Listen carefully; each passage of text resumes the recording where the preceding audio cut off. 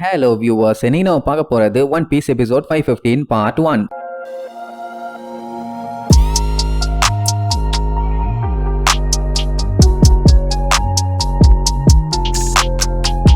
Open பண்ணா Grand லைன்ல இருக்க ஒரு ஸ்வார்ட் மவுண்டன் ஐலாண்ட காட்டுறாங்க. அங்க டெனாகெனான ஒரு கிங்டம் இருக்கு. அந்த லாங்காம் ட்ரைப்ஸ் எல்லாம் வாழ்ந்துட்டு இருக்காங்களே அந்த இடம் தான் அது. அங்கதானே வினோதமான பிறவி வித்தியாசமான பிறவின்னு நம்ம புரூக்க தூக்கிட்டு வந்தாங்க. ஏகப்பட்ட பேர் அவனை பார்க்க அப்படி அடிச்சுக்குவானுங்க. அந்த 3 பேரும் சேர்ந்து வியாடான கிரியேச்சர் எங்களுக்கு ஒண்ணு கிடைச்சிருக்குது, எல்லாம் வந்து பாருங்க, இது ரொம்பவும் பயங்கரமான ஒண்ணு. சொல்ல போனா மான்ஸ்டரஸ் கிரியேச்சர். இவனுக்கு செஸ்ட் இல்ல, சதை இல்ல, கண் இல்ல, ஏன் ஸ்கின் கூட இல்ல, பட் எலும்பு மட்டும் தான் இருக்கு. அதுல கொஞ்சம் கொஞ்சம் ஜாயின்ஸ் இருக்குது. இப்படி எல்லாம் ஒரு கிரியேச்சர் உலகத்துல இருக்குதா அப்படி இப்படின்னு சொல்லிட்டு ஓவரா பில்டப்பா பண்ணிட்டு இருப்பானுங்களா. திடீர்னு கூட்டத்துல இருக்க ஆளுகெல்லாம் நீ போய் சொல்ற, அது ஒண்ணு வியாடான கிரியேச்சர்லாம் இல்ல அப்படி இப்படின்னு பாருங்க. என்னாச்சு, நம்ம உண்மையாத்தான சொல்றோம்ட்டு அவனுக்கே ஒரு செகண்ட் ஷாக்கு. அப்புறம் தான் மேட்ரே தெரியுது. புரூக் ஆடாம அசையாம அப்படியே உட்கார்ந்துட்டு இருக்கான். அதனால அம்புட்டு வரும் அது ஒரு பொம்மை, நீங்க போய் சொல்றீங்கன்னு சொல்லி காட்டுத்தனமா கத்திட்டு கிடப்பானுங்க. ஆனா நம்ம பையன் கடைசியா லூஃபி சொன்ன மெசேஜ் அந்த நியூஸ் பேப்பர்ல உட்காந்து படிச்சுட்டு இருப்பான். இப்ப என்னன்னா அவனுக்குமே புரிஞ்சு போச்சு லூஃபி என்ன சொல்ல வரான்னு. அதனால அவனுமே ஸ்ட்ராங் ஆகணும்னு இப்ப முடிவு பண்ணிட்டான். உடனே அந்த 3 பேரும் டே ஸ்கெலிட்டன் மண்டையா அங்கிட்டு எங்கிட்டு மூவ் பண்றா, யாருமே நம்ம மடைகிறானுன்னு சொல்லி கத்திட்டு கிடப்பானுங்க. அவன் அதை பத்தி எல்லாம் கண்டுக்காம நான் ஏதாச்சும் பண்ணி ஆகணும் அப்படி இப்படின்னு அவனுக்குள்ளேயே அவன் டிஸ்கஸ் பண்ணிட்டு இருப்பான். அங்க மக்கள் கூட்டமே வெறியாகி கையில கிடைக்கிறதெல்லாம் தூக்கிட்டு அடிப்பாங்க.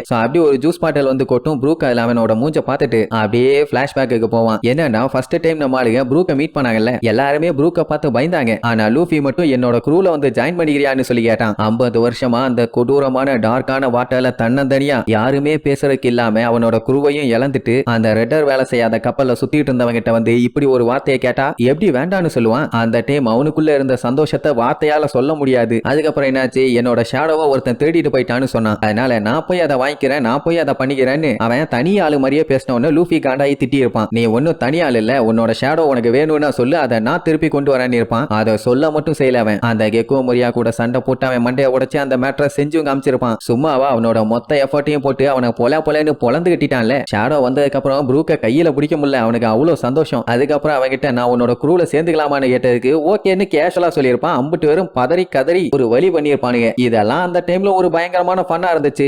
அந்த ஒரு சந்தோஷமான நாளை ப்ரூக்கால கண்டிப்பா மறக்கவே முடியல. 50 வருஷமா வெயிட் பண்ணிட்டு இருந்தது வீணா போகலன்னு சொல்லி எல்லா விஷயத்தையும் யோசிச்சுட்டு இருப்பான். இங்க மக்கள் எல்லாம் கொந்தளிக்க ஆரம்பிச்சிருவாங்க. ஒழுங்கா எங்க காசை திருப்பி கொடுங்கறான்னு. அப்படின்னா அம்புட்டு பேர்த்துக்கும் டிக்கெட்டை போட்டுதான் உள்ள விட்டுருக்கானுங்க. சரியான காவாலி பள்ளிகளா இருப்பானுங்க போல. இங்க இவனை வச்சு ஏதாச்சும் காசு பார்த்தலான்னு பார்த்தா இப்படி பண்ணிட்டு இருக்கானே, வேற வழியில போட்டு தொவன்னு துவச்சாதான் சரிப்பட்டு வரும்னு சொல்லிட்டு இருக்கும் போதே ப்ரூக் சட்டுன்னு எந்திரிச்சு அவன் பாட்டுக்கு நடந்து வருவானா. அவ்வளவு நேரமா கத்திட்டு இருந்தவங்க அப்படியே சைலண்ட் ஆயிருவாங்க. வந்தவன் 40 டிகிரின்னு அப்படியே சரிஞ்சு பொத்துன்னு விழுவான். அப்புறம் தான் 50 பேருக்கு நம்பிக்கை வந்து ஆஹா இது நிஜமாவே மூவ் பண்ணுதுன்னு ஆச்சரியமா பார்ப்பாங்க. இங்க ப்ரூக் 40 டிகிரி தப்பு போல 45 டிகிரியை ட்ரை பண்ணி பார்ப்போம்பா. இப்ப என்னன்னா ப்ரூக்குமே நம்ம லூஃபிக்கு ஹெல்ப் பண்ணணும்னு முடிவு பண்ணிட்டான். அப்படின்னா அவன் இம்ப்ரூவ் பண்ணிக்கணும். அதுக்கு நான் எல்லாத்துலயும் ஓவர் கம் பண்ணி வந்தாகணும்னு சொல்லி உடனே டப்புன்னு கிட்டார் எடுத்து வாசிக்க போவானா. 50 பேரும் ஆச்சரியமா பார்ப்பாங்க. இங்க இவங்க 3 பேரும் டேய் இதெல்லாம் பண்ணாத, ஃபர்ஸ்ட் ஷோக்கு மட்டும் தான் காசு வாங்கி இருக்கோம், இதெல்லாம் பண்ணோம்னா இனி அடுத்த செட்ல எக்ஸ்ட்ரா காசு வாங்கிக்கலாம், அதனால மூடிட்டு இருப்பானுங்க. போங்கடா டே போங்கடா, நீங்க என்ன வேணாலும் நீ சொல்லிக்கிங்க, என்னோட அகராதியில இனிமேட்டு லோன்லினஸ்னு ஒண்ணு இல்லவே இல்ல,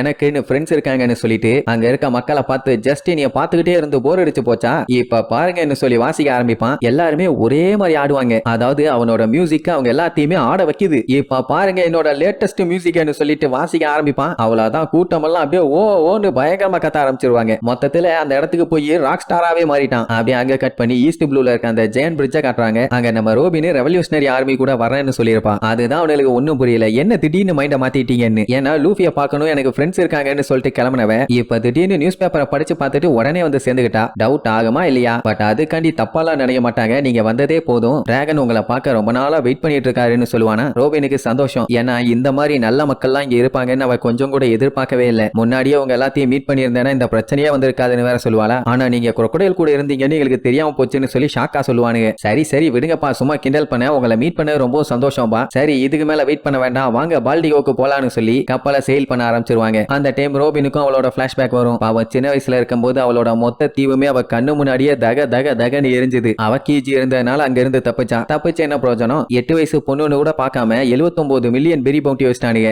அது மட்டும் இருந்தா பரவாயில்ல, ஓஹராவோட டீமன் வேற சொல்லிட்டானுங்க. சோ பாக்குற இடம் பூரா அவளை காசுக்காண்டி தாண்டி காட்டுத்தனமா விரட்டுன்னு விரட்ட ஆரம்பிச்சிட்டானுங்க. பாவம் அவளால முடியல. பட் இருந்தாலுமே ஓடுவா நிக்காம ஓடுவா. எங்கேயாச்சும் போய் நம்பி இருக்கலாம்னு பார்த்தா கொஞ்ச நாள் அவங்களோட புத்தியை காமிச்சிடறானுங்க. சோ இப்படியே அவளை எல்லாருமே ரொம்ப மோசமா ட்ரீட் பண்ண உடனே அவளுக்குள்ள தாழ்வு மனப்பான்மை ரொம்ப அதிகமா வர ஆரம்பிச்சிருச்சு. அதனாலேயே லூஃபி கூட நான் வரமாட்டேன்னு சொல்லி அவனை விட்டு பிரிய ட்ரை பண்ணான். ஏன்னா நாளைக்கு அவனுமே அவளை வேண்டான்னு சொல்லிட்டான்னா அவளால அந்த வழியை தாங்கிக்க முடியாது. இவ கூட இருந்தாலே பிரச்சனை அடுத்தடுத்து கண்டிப்பா வரும்னு அவளுக்கே நல்லா தெரியும். யாரா இருந்தாலும் ஒருத்தங்களால பிரச்சனை வந்துகிட்டே இருந்துச்சுன்னா நமக்கே காண்டாகும்ல. அந்த மாதிரி அவன் நினைச்சிட்டா. ஆனா லூஃபி என்ன பண்ணா, உலகமே எதிர்த்தாலும் சரி நான் உனக்காண்டி நிப்பேன் அப்படின்னு வேர்ல்டு கவர்மெண்டோட பிளாகை எரிச்சு அவங்களுக்கே டைரக்டா சவால் விட்டு ரோபினுக்காண்டி நின்னு சண்டை போட்டான். அவன் மட்டுமா மொத்த குடும்பமும் நின்னாயிலே. அவன் பண்ணதெல்லாம் பார்த்து அவளால தாங்க முடியல. ஏன்னா அவ்வளவு நேரம் சாகணும்னு சொல்லிட்டு இருந்தவ நமக்காண்டி இவ்வளவு பெரிய நட்பு இருக்கும்போது நான் ஏன் விடணும்னு சொல்லி நான் வாழணும்னு சொன்னான். அதுக்கப்புறம் தானே வெறி கொண்டு சண்டை போட்டு ஒரு பெரிய போராட்டமே நடத்தி அவளை காப்பாத்தினான். எல்லாம் யோசிச்சு பார்த்துட்டு இருக்கும்போது ரோபினை உள்ள வர சொல்லுவாங்க. ஏன்னா வெளியில ரொம்ப குளிர் அடிக்கும்னு. ஆனா அவ நீங்க எல்லாம் ரெவல்யூஷனரி ஆர்மி தான், ஆனா நான் பைரட், அவ்வளவு சீக்கிரத்துல உங்க யாரையுமே நம்ப மாட்டேன், எக்ஸிட் இல்லாத கேபினுக்குள்ள என்னால வர முடியாதுன்னு சொல்லுவாளா. அவனுக்கு உடனே ஷாக் ஆயிரும். ஐயோ மேடம், நாங்க உங்களை எதுவும் பண்ண மாட்டோம், நாங்க நல்லபடியா பாத்துக்கணும் தான் நினைக்கிறோமா. அவ பரவாயில்ல நான் இங்கே இருந்துக்கிறேன், ஒன்னும் பஞ்சாயத்துல நான் உடனே சாரி மேடம்னு சொல்லிட்டு அவளுக்காண்டி பிளாங்கெட்ஸ் அப்புறம் டீ சாப்பிடறதுக்கு கொஞ்சம் ஐட்டம் அப்படி இப்படின்னு கொஞ்சம் அள்ளிட்டு வர சொல்லுவான். கூடவே வெளியில உட்கார்றதுக்கு சோஃபாவும் கூட.